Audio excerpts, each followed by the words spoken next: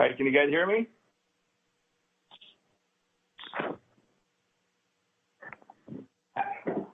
Hi, Supervisor Hello? Rickman. Good afternoon, Supervisor Rickman. We can hear you now. Thank you.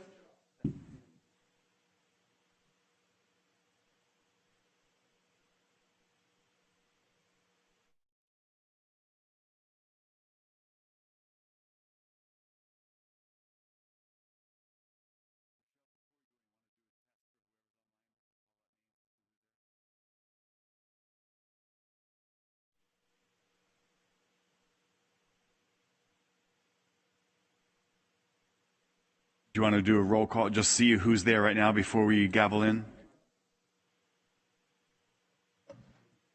This is Clerk of the Board, Rochelle. I'm going to do one more test for board members.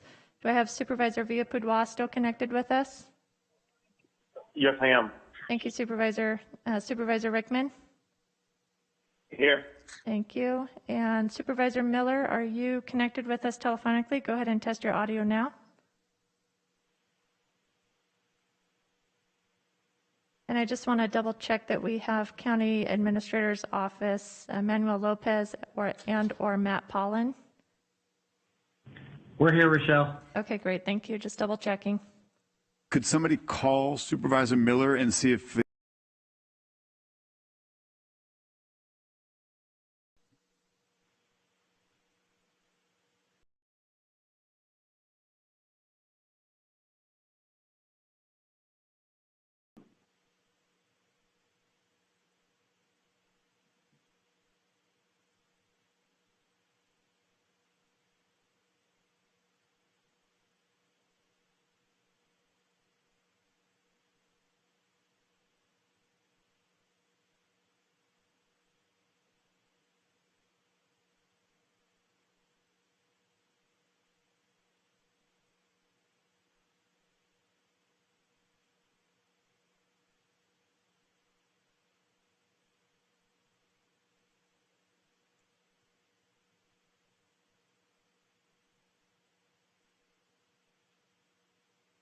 So, Chairman, we do have 4 of 5 members, enough to vote on this item. If you want to go ahead and get started, I'll keep an eye out for Supervisor Miller. If she joins, I'll announce it.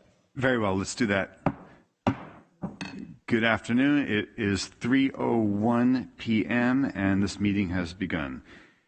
I'd like to call for a moment of silence or silent reflection or prayer. Thank you.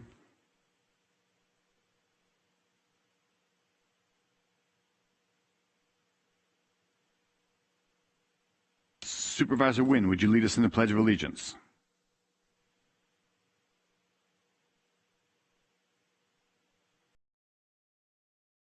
Allegiance, flag.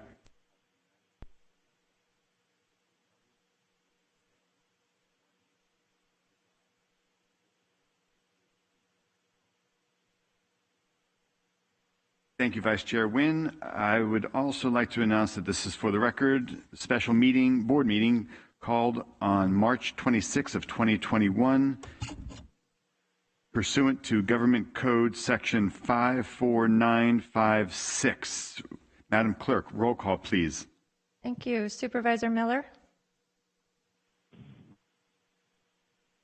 Excuse me, here. Thank you. Supervisor Wynn? Here. Supervisor Villapudua? Present. Supervisor Rickman? Here. And Chairman Patty? Present. Thank you. That's a quorum and then some. Do we have any public comments to read at this time?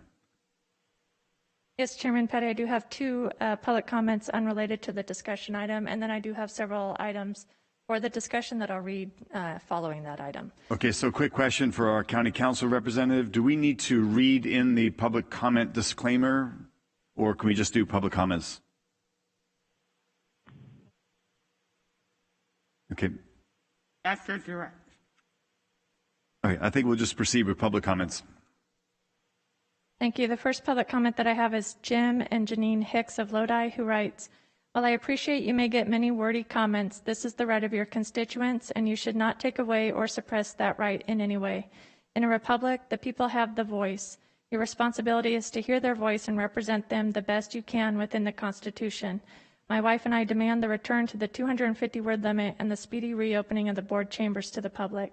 We need you to be transparent and to respect our freedom of speech.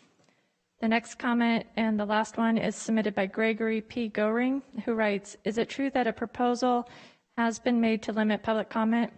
Please provide the particulars if this is an agenda item. This would be a limit on free speech. What is the precedent for such action? Government needs to be transparent and provide every opportunity to hear from its constituents. And Chairman Petty, that concludes the written public comments that we have. Fantastic. Thank you. So we'll be moving on to our COVID-19 discussion. I believe our CAO, interim CAO, Mr. Lopez, is on board with us. We have a discussion item to approve the transfer of $2 million from the contingency provision budget for a COVID testing incentive program and direct the county administrator or designee to take the appropriate actions required to implement the program.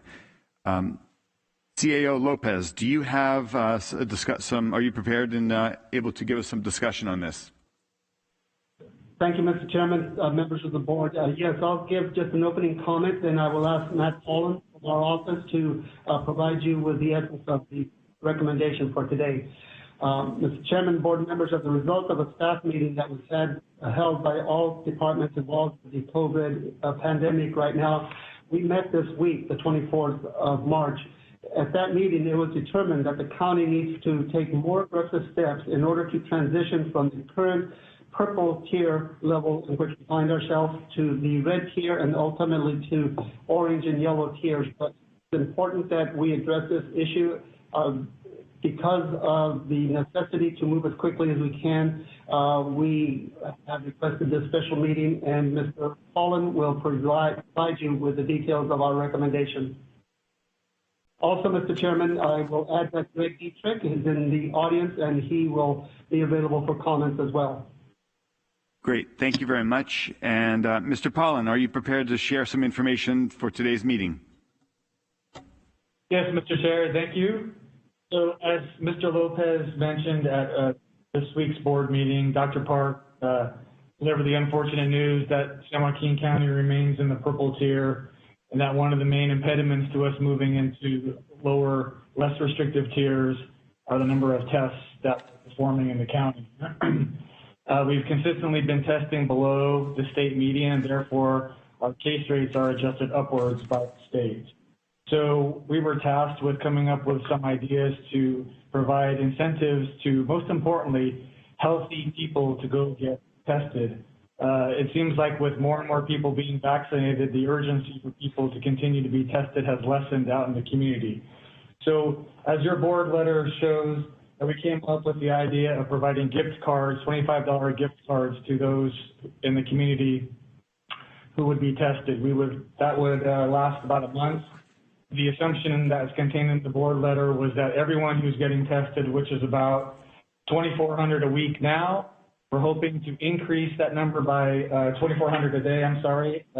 Now we would like to increase that to over 3,000 a day. We think that level of testing would allow the state to adjust our case rate downwards and get us under that 10 per 100,000 mark. That'll get us into the red. So the math that we used would be assuming that everyone that was getting tested would get a gift card. We recognize that that's a pretty steep price tag, so we've also come up with some alternatives for you and your fellow board members to consider and talk through today. So another alternative that we came up with was buying different denominations of gift cards. Say, a few at $25, more at say $10, and a bunch at $5, and kind of giving those out and spreading out the value of those gift cards to those who get qualified tests performed. Another idea that we came up with that Public Health has experienced before, and perhaps Mr. Dietrich could speak more to that too, is that Public Health has had really good success with turnout, with giving away backpacks and school supplies for kids, particularly as many of the schools reopen. That seems to have been a very popular item that incentivizes families to be tested, and they're getting materials for their kids as they return back to schools. Another option with the gift cards is that the board letter assumes that we do that for a month. We could cut that in half and try it for a couple of weeks. One thing I want to do say is that we never intended to, whatever authorization the board was going to give us, we never intended to say you were going to give us the full $2 million. So we did not intend to buy $2 million worth of gift cards all at once. We were going to kind of meter that spend and see how many we were actually using and what was needed, with potentially having some left over, some funds. If we didn't need to use it, we wouldn't use it at the very end. And another novel idea that came up that I think legal is definitely exploring is to having a raffle of some sort with maybe high value items such as a vehicle. We need to think through the issues associated with that, but having a raffle to really incent people to go get tested. So those are some of the alternatives that we've come up with, and that's all the comments that the county administrator's office has at this point. Understood. Thank you very much. I'm going to bring it to the board right away. I'm sure you've read the agenda, and we've got, we know that this board and all of us are responsive to the needs in the community, and getting out of purple and getting into the red and segueing into orange and yellow is all part of our plans and ambition. So I'd like to hear from some board members. I don't have a computer in front of me, and most of the three of you are participating remotely. So I'd like to maybe get some feedback on, we've got what appears to be 4 possible options.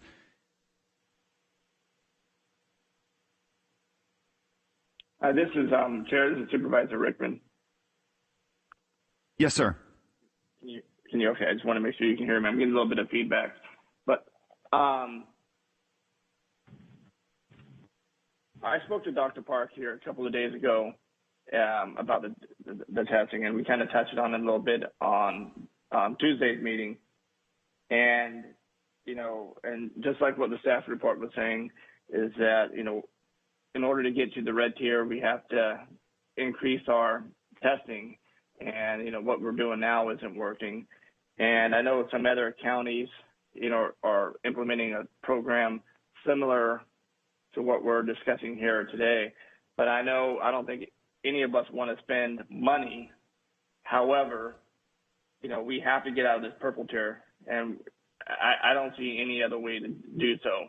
We have to incentivize people to get tested, and I think depending on what the board does, gift cards or whatever it may be, is a way to do that. And so I'm for that, putting some funds forward to help us get more testing so we can get out of this nightmare of a purple tier and start opening things up. But I just kind of want to listen to the board. I like the gift card idea, and I think that's easy. And I think people will come to testing centers to get a gift card over how much that would be. At least it would incentivize it. But I'm open to all possibilities. And, another thing that we can look into too is that I know, sports are back in session and schools have to test their athletes. And what I understand they're going through with a third party is if that's another avenue that we can work at that angle, testing students, and at least you would have a population that would be consistent. So I'll yield my time. Okay, got a couple good suggestions. Supervisor Miller, do you have an idea or direction of where we might want to go with some of the options that are being discussed? Thank you. Yes, I know utilizing dollars for this is always difficult, but I do agree that we need a push to get us out of the purple tier. And once we're out, other things I believe will start to fall into place. And so I think this is a prudent expenditure of dollars. I like the idea, as Mr. Paulin presented, that we would not automatically go out and spend the full $2 million. We would spend some of it, and we'll see how it goes, what kind of reaction we're getting. As much as I think the idea of raffling off cars sounds kind of fun, I think we have to deal with a couple of realities. One is trying to implement something like that is going to be difficult. Two, studies have shown that incentives are more effective when they're immediate, when they're directly tied to the behavior that you're trying to generate. So in that case, I think taking a test and being handed a gift card is probably going to be more effective. And finally, I think all the gift cards should be the same amount. I think we have a lot of families right now who could really use this $25 for food, to be perfectly honest. And, you know, you could take your whole family in, and I'm assuming it's 25 per test. So if you went in and you had kids, you take your grandma, whoever, you could generate enough money, you could leave there and go grocery shopping. And I think to a lot of families, that would be a huge help. I like the idea of the backpacks for school, and Supervisor Villapudua, actually he and his chief of staff had tremendous success getting those donated. But I think those maybe would be more effective if they were for some specifically targeted testing opportunities geared toward schools. Because frankly, right now, a lot of kids, this isn't like a back to school time of the year. And so we might do better to discuss it with some specific schools or school districts and say, what would motivate your families? We'll come do a drive-up clinic in your, drop-off area. You tell us what your families and your students need right now. We'll try and get those things donated. But I think trying to do it on the scale that we're trying to do, 500 a day additional, I don't think that's really feasible. It's going to take a lot longer to ramp up and get the results. And I think the whole point is, let's make this decision. Let's get this going right away, and let's see if we can't start getting an increase in these numbers by next week. So from my standpoint, the simplest, most effective way to do it is to do the $25 gift card and make the receipt of the gift card immediate when you have your test done. Understood. Thank you. I have a question, Matt Powland, a follow-up question for you. We already have almost 2,000 plus tests happening organically every day. So if you got 2,000 plus people that are going to be given gift cards when they're not needing any additional incentive, is there a segment or portions of our community, areas of our community, that an incentive program might spawn that level of additional participation without us having to do the cards to everybody that's already innately signed up through the process to get their testing because they're doing what they are concerned about, and is their health in their terms? Yes, in talking to Mr. Diedrich and some of his team, we believe that we could target the incentives, particularly in the Healthy Places Index, zip codes, and census tracts, that we could really target those populations that we really want to hit anyway. And to your point, is not giving gift cards to people who are already involved in testing anyway, to really increase the numbers of tests being conducted. We also talked about, too, that maybe there are certain workplaces or locations that would be good areas to hit as well, perhaps the hospital, given that's a fairly high-risk area. Having the employees being tested there every week might be a good place. We talked about doing schools as well. So we could put some more thought into kind of really targeting areas that would probably give us the results that we need and increase the overall number of tests. Understood. Before we hear from the other supervisors, let's get a little more information. Mr. Dietrich, you would come down to maybe share some possibilities and let the board consider some factors that may weigh in on their decision. Thank you, Chairman Patty. As you mentioned, organically, we're doing about 2,400 tests per day. Those are coming from a variety of sources, so not every one of those would be really eligible for a gift card. There's a lot of individuals that are getting a COVID test for pre-surgical clearances. There are a lot of testing going on for surveillance within skilled nursing facilities, so those would not be tests that we would readily provide a gift card to. And then we do a lot of testing via the San Joaquin County clinics and public health, but we also do a lot with our vendor HR Support, who's also doing vaccines for us. So I think those would be the three areas that we could coordinate some form of gift cards. I think it would be more difficult. There are some OptumServe state-funded testing sites, and I think that would be a little bit more bureaucratic to insert that in that regard. So how do we incentivize to get more marginal tests done? I know we're focusing on right now testing are really the case positivity rate. And currently, we get a small negative adjustment on that. So currently today, I believe our core case rate is 10.8. It's being adjusted up to 10.9. We are close to the mean, and if we get much above the mean, then we could get that case rate adjusted down. I have some concerns with that, however, because there's a couple ways we can advance into the next tier.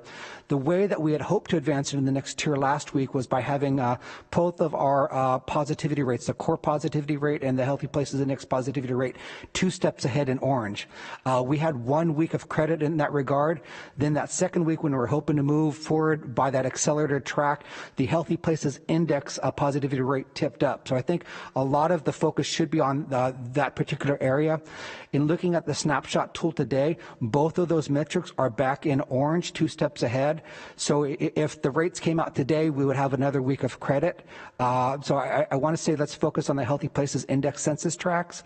The other thing that I have a concern is if we're focusing on the positivity rates, as I just mentioned, I think that's really where we want to go, because if we do a lot of testing, the case rate, when I mentioned 10.8, that denominator is fixed at 782,000 people in our county.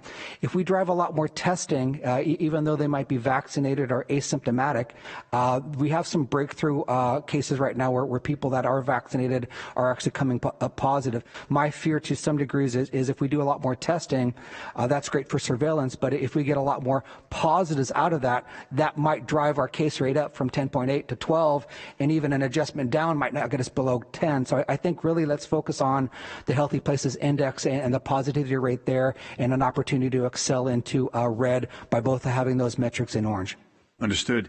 And if we've identified that we're getting average of 2,400 tests completed daily, and if you were to identify the pre-surgical and some of the other parameters that people wouldn't get a gift card for, what do you think the number would be reduced to? If we were to target, how many do you think you need? I know the target is 700 additional tests per day. How do we get there? Well, that number, that's hard to, so last week when we didn't make it into red, we went through an adjudication process, and I kept the board informed of we were trying to get additional tests, PCR tests that were not integrated into the CalReady system. That focused really on 2 hospitals, but I think in aggregate for that week, there's about 400 tests. So there might be on average in a week's time, maybe 1,000 of those pre-surgical tests, but you know, when you're looking at 2,400 a day times 7, that's not a huge amount. But again, focusing on the Healthy Places Index census tracts and those communities, we will be able to expand testing and go to those communities where it's you don't have to come to a French camp or a fixed site. We can go there. You know, to opine a little bit on, I think the gift cards are quicker to implement than purchasing backpacks. Agreed, and that's been discussed. Okay, I just wanted to pick a little more information. Supervisor Wynn. Thank you, Mr. Chair.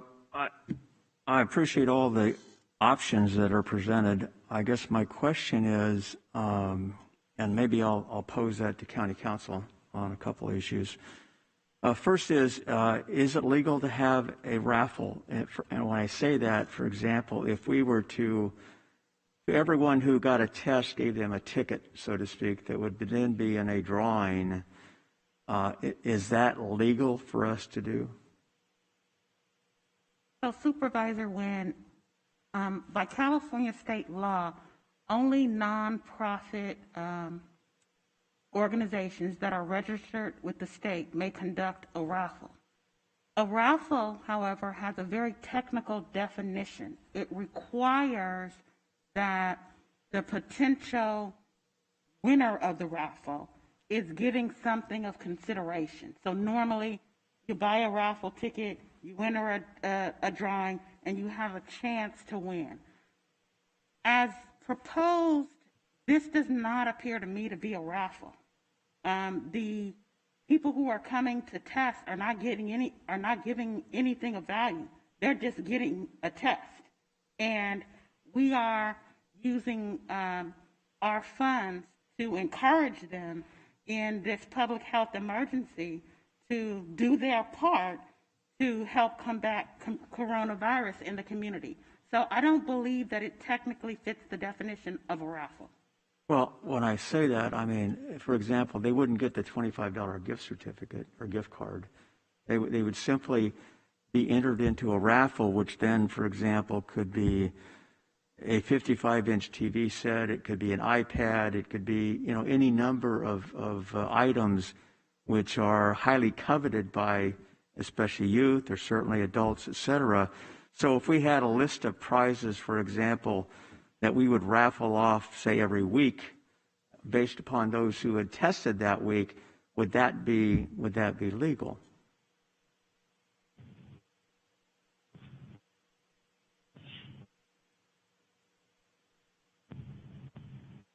In my research thus far, has focused on the concept of raffle and compared it to what the state has defined as a raffle.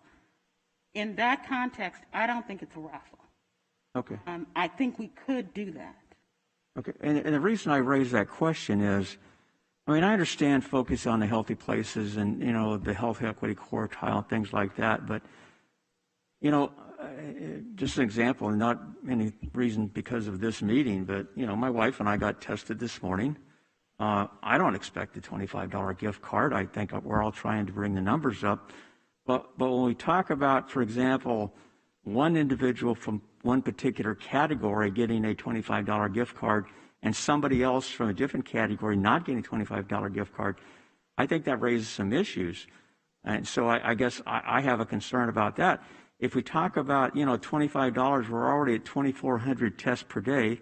If we're going to 3,000 tests per day in 30 days, we'll have gone past $2 million. So, and I guess my question is, and I'm not an expert, I certainly appreciate Supervisor Miller's comments in regards to, you know, what has happened in the past, but I guess my question would be is one, if we do this program, and I'm not saying I'm opposed to it, if we do this program and it's over, do then people say, well, I'm not going to get a test because, you know, I could have gotten 25 or I did get $25.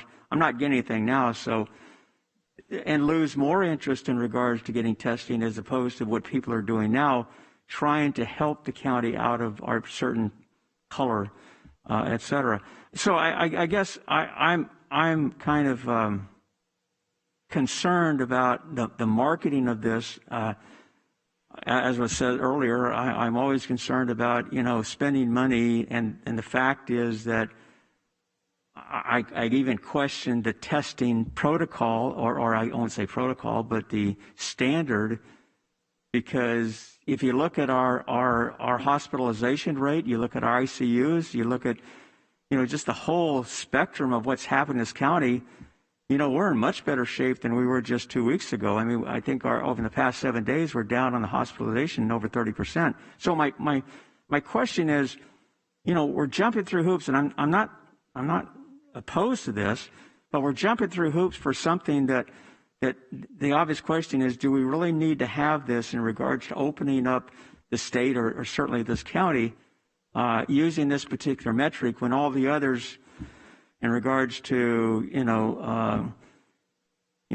the other patterns that we have are probably adequate, like when we did the hospitalizations, the 15%, cushion, et cetera. So I guess my question is, do we, and again, maybe directed to county council, for example, if we do a segregated gift card program that only allows certain individuals within a particular defined category to get the gift card and others who are going through the same process aren't getting some, does that pose some legal or equity or whatever problems, that we may have from somebody who felt that they've been robbed or they haven't been given the same opportunity?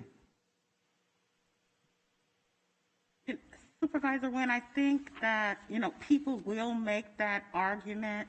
The government code does allow the county to appropriate and expend money where the county deems it's necessary to meet a social need of the population in the county, specifically health, law enforcement, et cetera.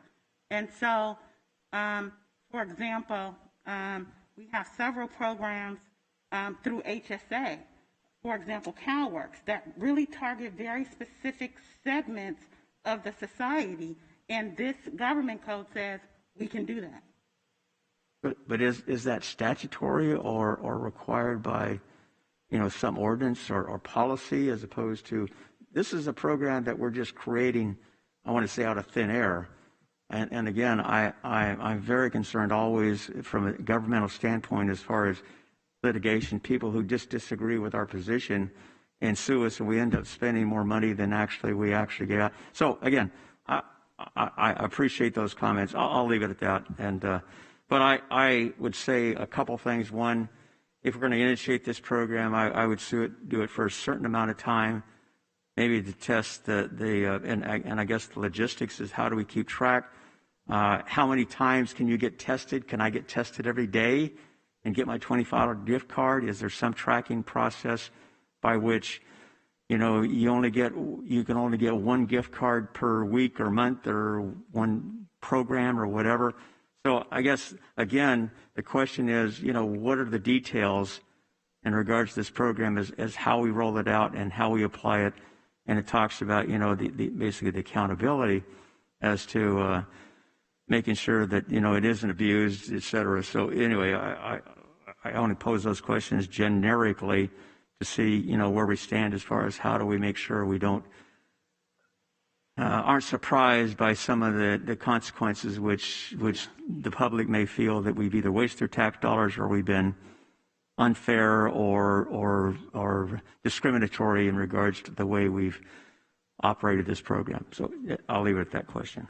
Supervisor Wynn, very good points. I appreciate them, and we all do.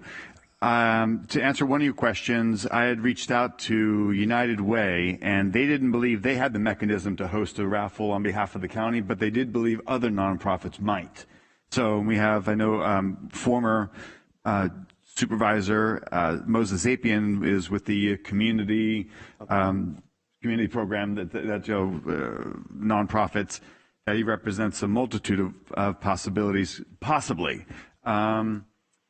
So there is mechanisms to do something like this if we so chose. I agree with you. I mean, just doing math, if we had 3,200 people times $25 a day, that's $80,000 a day. We'd go, in 10 days, we'd be going through $800,000. And I just don't know if it's going to make the impact that we have in mind. And the $2 million is an incredible amount of money to spend in 2 days. We all want to stimulate our economy. We just did the RAD program. We're going to be looking at more programs and possibilities. But like you, I'm concerned about this, how this is going. And one possibility to stretch the dollars was having 5, 10, 25, maybe even up to $100 gift cards. The possibility of having raffles, as you're saying, as you're pointing out, the incredible amount of interest every year that's generated when they do the Super Bowl raffle through that community program and multiple nonprofits. So I'm not sure. I think there might be some, Mr. Dietrich, is there some case history on, I believe, was it San Francisco that did something like this a while back, that's where maybe you guys came up with this idea? What's the thought process behind this $25 incentive?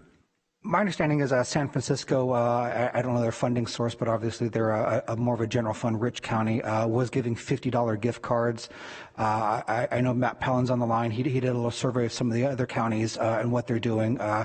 Public health also does some of these, they're termed enablers for TB and HIV testing and such, where we provide gift cards. There is some overhead to it because these are pilferable, if you will. So for our compliance, we basically have to write down the serial number of the back of the gift card and who we gave it to. But if I could go a little bit further into Supervisor Wynn's comment, testing for COVID is a lot different than what you generally have in a medical environment. Generally, you can't just walk into the Quest draw station, if you will, and ask for a Chem 7 panel. There needs to be a medical order. And one of the concerns I have is that overutilization and gaming it just to get a $25 gift card. The way HR support one of our vendors, we don't have a direct contract with them where we're paying them. That they have a fiscal model where they collect insurance information and they bill that insurance company, be that a commercial insurance company, a state-funded payer or a federal-funded source, or if you're uninsured, there's a pool at the federal level that can draw down. But ultimately, there is no copay. If you don't have insurance, it's not a barrier to get that testing done, and you're never balance billed. However, if we're thinking of county employees or municipal employees, ultimately, if they are billing that insurance company, some of these entities are self-funded. And I do know that there is some concern when somebody might go into another testing center like a retail pharmacy. Sometimes they are turned away now unless you're symptomatic because there's some overutilization in that regard. So I just wanted to point some of those concerns out. In the Medicaid program, this COVID, it has changed from being a managed care Medi-Cal cost, and the health plan of San Joaquin or our health net in our county, it's a fee-for-service benefit, so the state is funding it directly. But ultimately, these costs are going to end up in renewal rates on the commercial side. Department of Healthcare Services at the state level, our Department of Managed Care has mandated that commercial programs fund this. And early on, certain entities were pushing back that this is not a medically warranted test. It's more for surveillance. So just some of these global healthcare issues come to mind. But if I may. These statistics that we have are always 7 days removed. So when I mentioned that our 2 core positivities are currently in orange, that, if they stay there, that's what's going to be published on Tuesday. If we get out and start doing something now, that result of that increase in testing volume and changes in our metrics are really 2 weeks out. So if I could opine, I would almost favor if it's legal. We could instantly get started on the notion that anybody that's a San Joaquin County resident who gets a test anywhere, somehow if they're in a raffle and every week there's a $40,000 car out there, I think that could get some considerable, because the other thing we haven't talked about yet is how do we market this and let people know about it. But I would imagine if the board approves something like that, it would be picked up on the broadcast networks and people would know, hey, starting X date, if I get a test, I'm in the lotto. I agree, and I appreciate sharing that sentiment. Mr. Pollen, it was just referenced by Mr. Dietrich that you had done some research on what some other counties may have utilized successfully. Can you share some of that information? Sure. So Kern and Sonoma counties both did $25 gift card programs, both albeit not in the dollar amounts or the volumes that we're talking about here. And I know for sure in Kern, not sure about Sonoma, but in Kern, they did target specific areas and populations with their program. How well it worked, I didn't get that far enough along in my research, but they have done something similar to what we've been talking about for the last few minutes. It would have been it would have been helpful if we maybe knew what their testing rate was before, and then testing rate with the incentive program, and maybe total dollars spent. But that information may not be easily available. I don't know. Supervisor Villapudua, any thoughts on this that you'd like to share? Yes, I was just curious. when we're doing vaccine shots, why can't we do a COVID test also? Because everybody wants a vaccine shot, and I know we're testing hundreds, if not thousands of people a day. Why not give them a test while they're getting the vaccine shot? That's a great question. Through the chair, that is possible. I know one of our vendors early on, again, that has a business model to do this, was encouraging individuals as they were getting the vaccine to also be tested. To some degrees, they're stating that it was a CDC or CDPH requirement, and I wouldn't say coercion or whatnot, but it is something we can definitely do. It kind of comes down to social distancing and the amount of resources we have to apply. And if we're doing vaccines, do we allocate labor resources for vaccines versus testing? But nothing precludes us from doing that. And that's probably to some degrees, low-hanging fruit. If people are queued up waiting to get a vaccine, if some marginal labor could be applied for testing as well. How many testing? That's Supervisor Villalpudua. If I can jump in real quick, how many vaccination events are we doing per day, and how many vaccinations per week are we getting out for us to maybe mobilize a testing team at the vaccination events and explain, we're trying to get out of the purple tier. We need to track if you're COVID positive or not. Would you kindly assist us and take a test? I don't know if Shelley Lima or Marcia Cunningham are on the line. They'll have more specific detail of the number of events, but I guess the other caveat on all of this is the vaccinators are being taken over by the third-party administrator, and can we insert ourselves with this testing regimen in their events, if you will? But I don't know if anybody from OAS is on the line. In general, the county sponsored the number of doses coming through the county that we hand out to our partners, that we have a lot more control of who does what and when. Those are on the order of about 18,000 doses per week. 18,000 a week. So if we just captured half of that audience, a third of it, we'd be doing great. Yeah. That would hit our numbers. Supervisor Villalpudua, that was a brilliant suggestion. Any other questions from you, sir? No, I like that idea a lot. So that's all I want to say. Thank you. Yeah.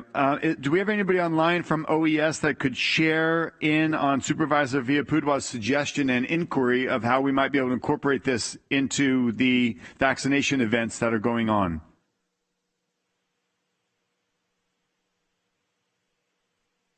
And Chair Patty, if not, hopefully Matt Palin is by a computer, and I know he's highly engaged and has a roster of the testing events that are going on in the coming up week. As a health director in the county here, Mr. Dietrich, I know Kaiser's doing a big event this weekend. Is there any reason why we wouldn't be able to call them and insert ourselves at that location?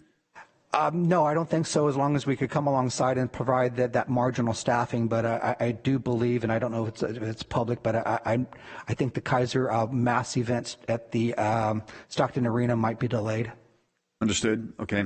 But we still have events coming online, irrespective of that Kaiser event. We annually or weekly are still doing events, daily perhaps. 7 days a week there's something going on, either by the county or sponsored by the county, yes. Okay, and that's, as you said, to the number of 18,000 this week alone. Simply from the county, as we pivot, the Kaiser, the multi-county entities, I believe Kaiser got on the order of 4,900 doses this week. So there are other doses in those 18,000 I alluded to that are coming into the county from other sources. Understood, Madam Chair. Chairman Pettis. I'm sorry, Madam Clerk. A couple of things. So I believe Shelley Lima is now online, but also Supervisor Rickman would like to ask a few questions. Sure. Supervisor Rickman, please proceed. Thank you, Chair. And I agree with Supervisor Villalpudua. However, this question has came up, if we could do it at the same time multiple times by multiple people, and we were only told by public health that we could not do that. So I think we need to make sure before we, at least I would like to know before we leave this meeting, what the answer is, because if that's the case, I think that's kind of a King's X. If we're doing all these, then, why are we going to be doing gift cards? And the second thing I want to talk about, and Mr. Diedrich, and you can opine on this once I'm finished, is I spoke to Dr. Park earlier this week about when I mentioned schools. And schools are giving testing, and they have a third-party provider However, the testing that they give, or whatever the type of test or the brand or whatever it may be, cannot be cannot be used if it's negative for this count that we're trying to get. Only the negative, they get a negative test, then they send it to San Joaquin County or whoever, then they test, and then it becomes a positive negative test. So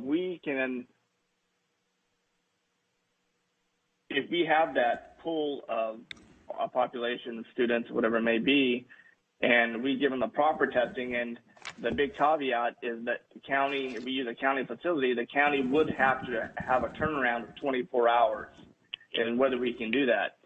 And I think the only thing we would have to do as a county is pay for, the cost of the test itself. So, and I just want to kind of piggyback off what Supervisor Nguyen was mentioning about the metrics, and we discussed it, and I think Dr. Park agreed that she has talked to the state about it and getting rid of this metric, and that it's, unfair is mostly when our pool keeps diminishing. For example, we've had 56,000 people vaccinated, so it's going to get tougher and tougher as we go along. And however, the metric is still there, and it's not a requirement from San Joaquin County. It is the state of California that is requiring it, and that's what's hurting us and getting into the red tier. So, Mr. Diedrich, through the chair, if you could answer that in relationship to the testing at the schools and what I just spoke about. Yes, certainly, Supervisor Rickman, through the chair. I did also speak with Dr. Park. She had some hesitancy early on about doing testing at vaccination sites, predominantly because it was being promoted as a CDC guidance or best practice when it wasn't. But I know earlier this week we talked to OES that is something that we can do as long as there are some guardrails around it. There's not a hard prohibition. As you mentioned, the schools specifically for youth sports, contact sports such as football and water polo, they're required to have a test result within a certain number of hours of the actual sporting event. The schools generally are doing an antigen test. Antigen tests do not count. Antigen tests, the emergency youth authorization, are for testing on those individuals that are symptomatic.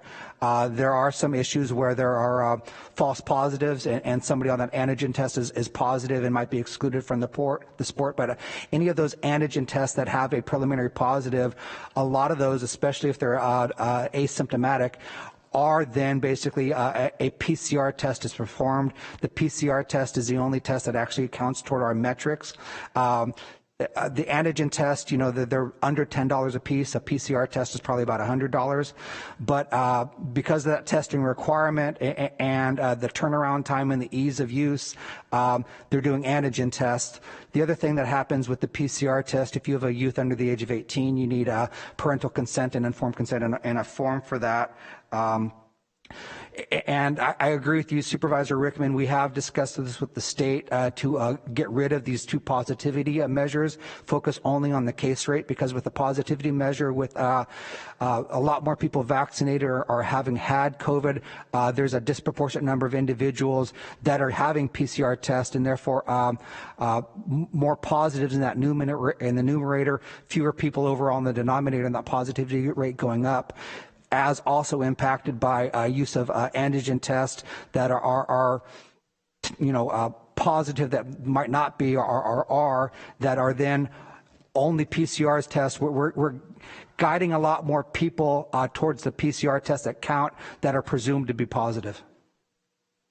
All right. Thank you, Mr. Diedrich. And Chair, and this is my final thought, is that if we're going to be allowed now to do testing while people are getting vaccines or getting vaccinated, then shouldn't that solve the problem? Go ahead, Greg.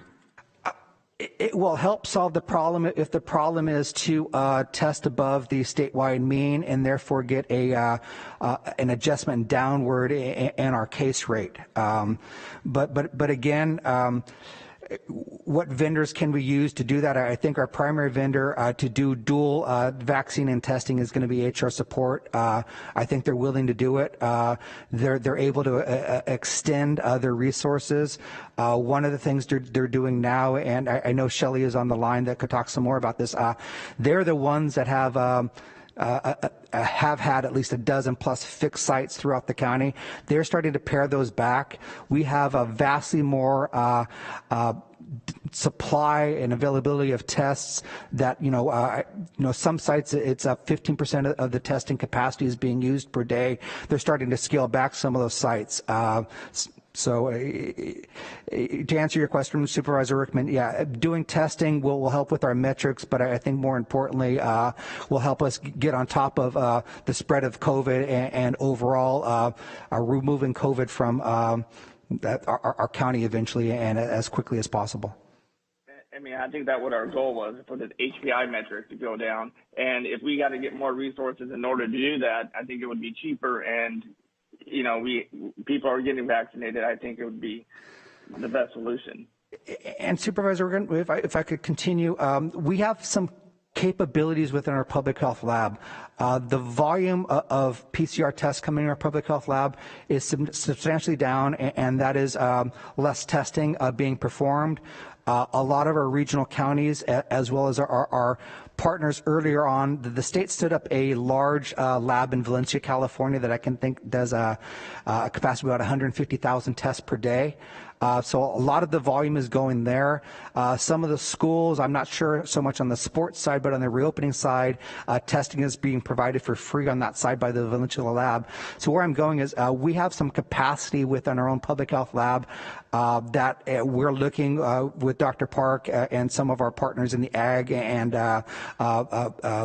employment sectors where San Joaquin County clinics can go out, maybe do testing and vaccines at an event, but what they collect can come back to our public health lab, and we have some, a couple hundred tests a day we could move through there. We have that capacity. All right, thank you, Mr. Diedrich. And Chair, I'm going to yield my time, and my thought is that, hey, if we can do it while people are getting vaccinated, and we're doing thousands of vaccinations a week, then I think that solves the problem. Thank you. I appreciate that. At this moment, let's just take a pause and ask our Madam Clerk if we have some public comments. Thank you, Chairman. Before I do those, Supervisor Miller has raised her hand to speak. Supervisor Miller, please. Thank you.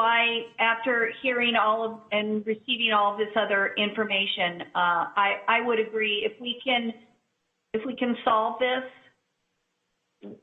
without having to institute a whole new program, then I think we should at least give that a shot.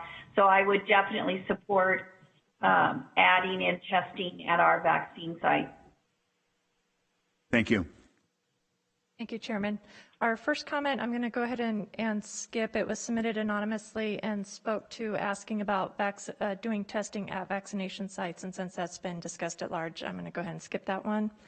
And so the first one that we have is a dual comment submitted by Chris K. and Douglas Wilhoit of the Greater Stockton Chamber of Commerce, who writes, on behalf of our chamber members, businesses as a whole, and the public at large, we strongly encourage the Board of Supervisors to move forward with the proposed COVID-19 incentive program. We also hope many more responsible citizens will be tested so we can move out of this destructive and frustrating purple tier and into more productive and healthy tiers. The next comment was submitted by Tamara Spade, Tracy Chamber of Commerce, who also submitted written correspondence that will be shared with the Board of Supervisors and available upon request from the clerk's office. And she writes, in support of having an incentive program to help increase our community members to get COVID testing, Tracy, as an example, has many commuters which are probably tested at work and in other counties. This should not have a negative effect on our county. Tracy also has several large corporations that administer their own testing, and these numbers are not included in the testing totals. Continuing on the purple tier will only drive consumers to other counties to spend their money, The Chamber promotes shop local, and we need our dollars to stay in our cities and our county. Please vote to do an incentive program and help us get to their next tier. The next comment is submitted by Joanne Beatty, Executive Director of the Manteca Chamber of Commerce, who writes, I would like to thank you for calling this special meeting and proposing these incentives for COVID testing. Because the state has COVID testing as a criteria for moving to the lower level and opening our state, I believe we have no other option. Giving incentives will help encourage those who are sick, those who are not sick, to go ahead and get tested. Please vote yes on the incentive program. And Chairman Patty, that concludes the written comments that we have for this. Thank you, Madam Clerk. Mr. Dietrich, can you answer the question that was brought up about people that reside in Tracy might be testing over in another county where they work? Are we getting credit here? Is it based on home address? Is that tracked at all? That is true. So what counts in our statistics are the address of resident. So it has to be a PCR test. It has to be a lab that is integrated with CalReady, the disease reporting system at the state. Most large labs are, but not everyone is. So if we did this, if we did a gift card incentive, I think it needs to be limited to residents of our county. If somebody from another county came here and we did the test, the credit, if you will, would go to that other county. So at the end of the day, if it's a PCR test from a lab that is integrated with CalReady, the county of residence gets credit. Understood. I'm going to float out an idea and like to hear back from the board, but we've listened to a few good options, and I know that we're all very careful stewards of taxpayer dollars. We've discussed the possibility, and we need further exploration of doing a raffle or a lottery of some sort, and the legality and the process, if that's possible, as an incentive program. We also talked about dollars and what that would look like, if it's short term or long term. It could be portions of the $2 million. We also heard a couple of great suggestions and new possibilities. Thank you, Supervisor Villapudua, and great discussion following that. So I'm going to float out the idea that we maybe table this until next week. Let's gather some more information. Let's see if we can put in a testing program immediately and get over any barriers. See what that success might be in the next several days, and maybe if needed, we can resume another urgent meeting mid next week and allocate additional funding if needed. How would the board feel about something like that? Supervisor Rickman.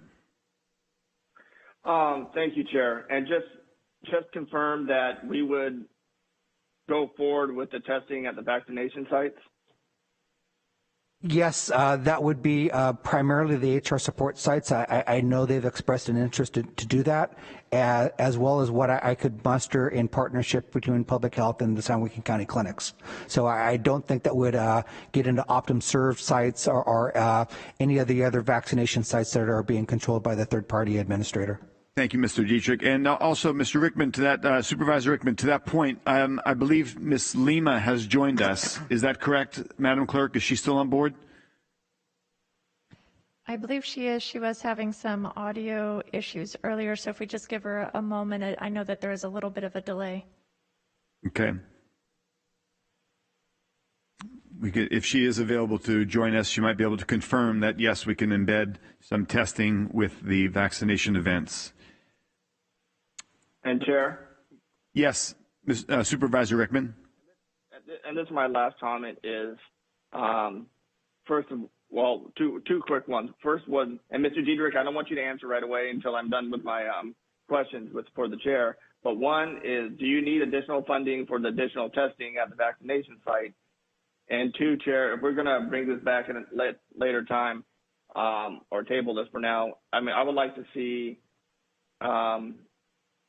with the school, with the students or whatever it may be, Yes, I know Mr. Dietrich was talking about the parents' signatures and so on, but they're doing it now, so why wouldn't they do it if the county got involved? So that's all I have, Chair, so thank you for your time. Thank you. Mr. Dietrich, could you answer that question real quick? Do we need any additional funding for testing to mobilize and be present? So for HR support, no. I think they just need to coordinate that through HR support, through OES. For public health, my understanding is that Joan Sinks on the San Joaquin County Clinics team, I believe what they're doing now is currently their funding source is an eventual FEMA claim, a couple years out, 100% recovered on that, so no direct marginal funding there. In our public health lab, where I mentioned we could probably do an additional 400 tests per day, that would not cover every school in the county. We have reagents, swabs, viral transport media.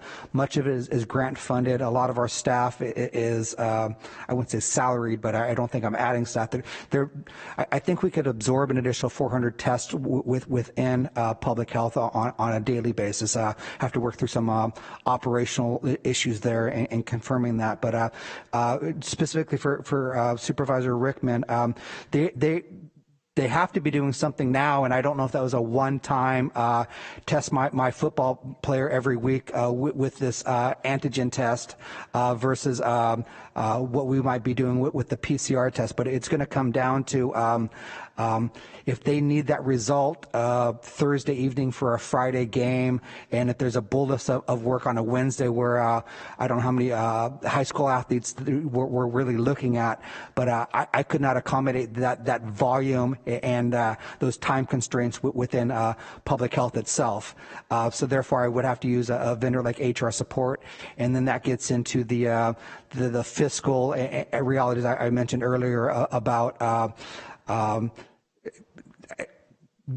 entities that are self-insured, or eventually those costs eventually arising in their renewal rates or such. But there is some flexibility, but I cannot commit to do every single high school within the county. I think that's beyond our capacity.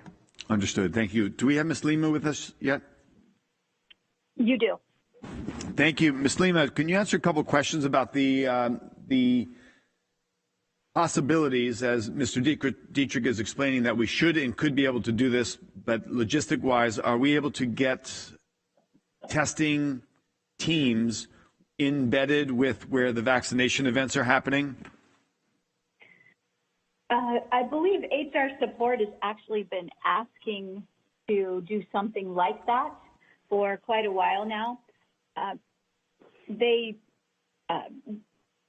were told that they couldn't do that. Dr. Park kind of preferred against it, but if this is something that they'd like to move forward with, they were interested in it. There were some issues with making sure that they could meet a certain threshold with having enough customers, basically, but there is a good chance that they can do that. I also understand that they were looking at becoming a testing site for some of the football teams at the schools, since they're already housed at the schools and their results come back within 24 hours. We did cut back quite a bit on the OptumServe site, which are the two that are sponsored by the state at the county hospital and the city of Lodi at the library, but they haven't told me that they can ramp up if we need them to. So that would be another option. And we have testing vaccines in some of those areas as well. Understood. And do we need Dr. Park's authority to do this, or are we able to move? If she has some hesitancy initially and she's maybe on the phone and available, or can we identify that, yes, this can happen without Dr. Park's permission? She may be in favor of it now. I don't know. She has blessed that, I think, on an email on Tuesday of this week. Okay, great. Thank you. I appreciate that. Supervisor Wynn. Then all I would have to do is reach out to HR Support, and I believe they'd be all over it. Okay, and can you do that? I mean, I'm sure we have vaccination events this weekend. How quickly can you mobilize, Ms. Lima? HR Support's pretty quick. I believe it would be probably by Tuesday at the very latest. Starting next Monday? That's fantastic. Possibly. Sunday is even more amazing, but thank you. Supervisor Wynn. Yeah, real quick. As I understood, Mr. Dietrich, you made comments that we may, and by next Tuesday, be in the orange tiers, which would then allow us, with another week, to move into the red. Is that correct? So I looked at a snapshot tool this morning, and both of the positivity rates were back in the orange, so 2 steps ahead. So this rate is basically 7 days removed. So if it was published today, we'd have a week of credit. But This is the same thought I had before we had the disappointment, because on that Friday we looked good. Things turned bad on the next 3 days, and then when they were published on Tuesday, the positivity rate in the Healthy Places Index was in red. So as of today, they're both in orange, and if they were published today, would have a week of credit. Hopefully that holds through Tuesday. Okay, and the other comment is my last test I got up at the Grape Festival, and they had the testing and the vaccination at the same place. Obviously different operations. But this morning I was at the Manteca Transit Center. It wasn't HR, it was Velino, which was the operation. I don't know who was doing the vaccinating, but again, there was a dual program occurring. And the reason I bring that up, it would seem, as we talked about this, that there are a lot of dual sites that are in existence, and I'm sure Director Lima can probably organize this, because I think that's probably one of the best ways to go. And the reason I say that, as opposed to the gift card, it's something that would continue without any kind of reapplication, refunding, those types of things.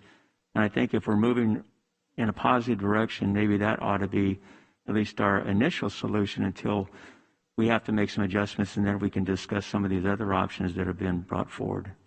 I'd agree, and Shelley would be your expert on who's doing what and when at the transit center. But if, as I mentioned, if our numbers hold, we'll have a week behind in our belt on Tuesday before we can get all these things implemented. That next week might be upon us, and knock on wood, 10 days out maybe in red. So as Chair Patty talks about in regards to obviously Director Lima and her understanding, I guess, and working with our various vendors, I'm assuming, and with Dr. Park apparently on board, this is something that this board could approve as quickly as possible, as Chair Patty talked about, maybe this weekend or certainly no later than Monday. Are we talking realistically?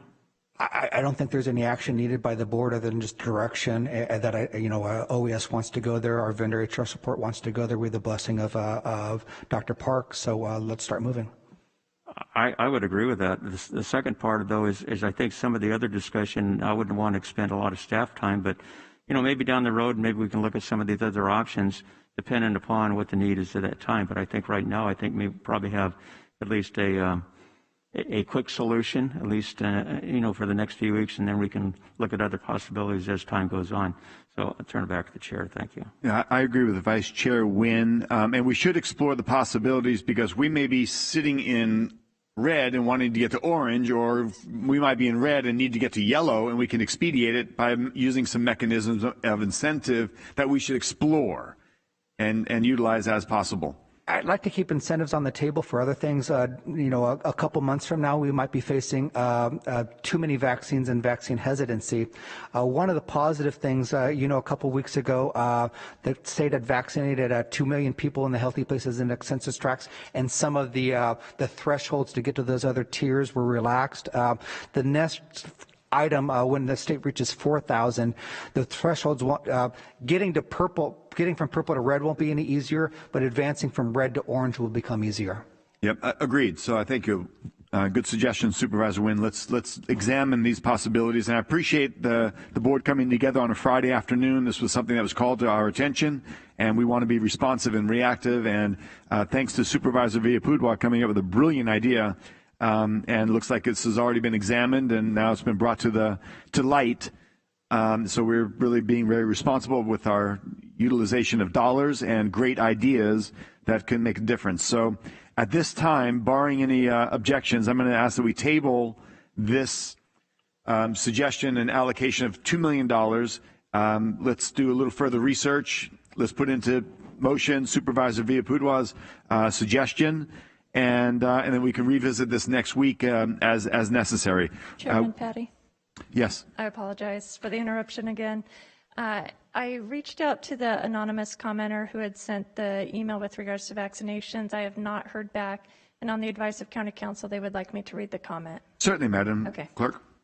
The comment reads, I was at the Ag Center with a friend getting a vaccine, and there were a lot of people lined up. This would have been a great opportunity to do hundreds of tests. Anywhere the county is doing vaccinations, they should be doing testing to help get us out of the purple. Those folks in line are a captive audience and are already understand this need. And that concludes the comments. Was that Supervisor Villapudwa's email address by chance? I can neither confirm nor deny the email address, but it was an anonymous comment that was received before Supervisor Miller, or I apologize, Supervisor Villapudwa made the suggestion. All right. Well, thank you very much. I think I would need a motion then to table this. Is that correct? Yes. So I'll look for a motion and a second, or if any other board members have something to say in this, but I think we're maybe heading in that direction. So moved. I'll second. I have a motion and a second. Roll call, please, Madam Clerk. Supervisor Miller, Yes. Supervisor Nguyen, Yes. Supervisor Villapudwa, Yes. Supervisor Rickman, Yes. and Chairman Patty. Yes, that'll take care of this issue for the moment. I appreciate staff's action and some directions been given, some great suggestions here, and some great ideas to move our county forward. I thank you all. This meeting will be adjourned. Our next scheduled meeting will be on April 6th of 2021, 9 a.m.